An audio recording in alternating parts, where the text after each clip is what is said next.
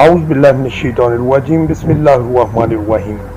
رام اللہ میں صلیبیوں کی کامیابی نے سلطان کو بہت کمزور سمجھنا شروع کر ڈالا۔ ان کا خیال تھا کہ اب وہ سلطان صلاح الدین ایوبی کو بآسانی شکست دے سکتے ہیں۔ اسی وجہ سے صلیبی حکمران بالڈوین فور نے دمشق پر چڑھائی کر دی۔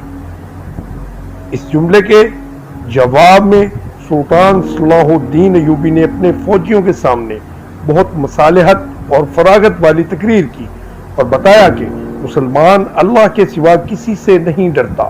اس تقریر نے مسلمانوں پر بہت ہی زیادہ اثر ڈالا اور انہوں نے عظیم فتح حاصل کر لی۔ صلیبیوں نے صلح کی درخواست کی۔ سلطان اس شکست خوردہ فوج سے فلسطین چھین بھی سکتے تھے، لیکن رحم سے کام لیتے ہوئے دشمنوں سے صلح کر لی۔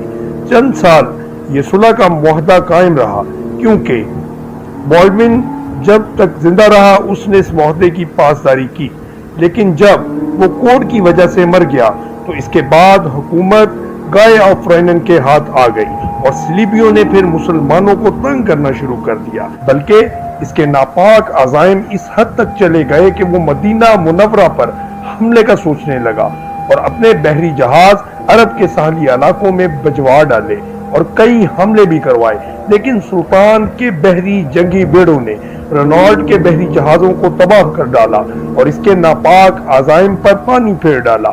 رینالڈ پھر بھی باز نہ آیا اور مسلمانوں کے قافلوں پر حملے کرنے لگا۔ اس نے کئی قافلوں کو لوٹ لیا۔ اس کی یہ لوٹ مار عام لوگوں تک ہی محدود نہ رہی تھی، بلکہ حاجیوں کو بھی اس نے لوٹنا شروع کر دیا اور ایک ایسے قافلے پر بھی حملہ کر ڈالا جس میں سلطان کی بہن بھی شامل تھی۔ قافلہ تو لوٹ لیا، مگر سلطان کی بہن کسی نہ کسی طرح بچ کر سلطان کے پاس آن پہنچی اور قافلے پر ہونے والے ظلم و ستم کا آنکھوں دیکھا حال سلطان سے بیان کر ڈالا۔ سلطان کا خون کھولنے لگا اور انہوں نے رینالڈ کو اپنے ہاتھوں سے قتل کرنے کا پختہ ارادہ کر لیا اور اپنے تمام اتحادیوں اور گورنروں کو اپنے پاس طلب کیا، کیونکہ اب وہ وقت آ چکا تھا کہ صلیبیوں کے خلاف فیصلہ کن جنگ کی جائے۔ مصر اور شام سے فوجیں سلطان کے ہیڈ کوارٹر دمشق میں پہنچنے لگیں۔ سلطان نے جلد ہی ٹائپرس کا محاصرہ کر لیا، جو صلیبیوں کے مکمل کنٹرول میں تھا۔ گائے فرائنن اور رینالڈ کی مشترکہ فوجیں بھی مقابلے کے لیے نکل آئیں، کیونکہ وہ بہترین دوست تھے۔ ان دونوں فوجوں نے اکٹھے ہو کر سلطان کی طرف پیش قدمی کی۔ حطین کے علاقے کا مقابلے کے لیے انتخاب کیا گیا، کیونکہ یہاں پانی کے چند چشمے موجود تھے، لہٰذا اس بنجر زمین میں سلطان کی فوج ان چشموں کے پاس پہنچ گئی، جبکہ صلیبی فوج کو لمبا سفر طے کرنا پڑا اور وہ ایسے علاقے میں کرنا پڑا جہاں پر پانی کی شدید قلت تھی۔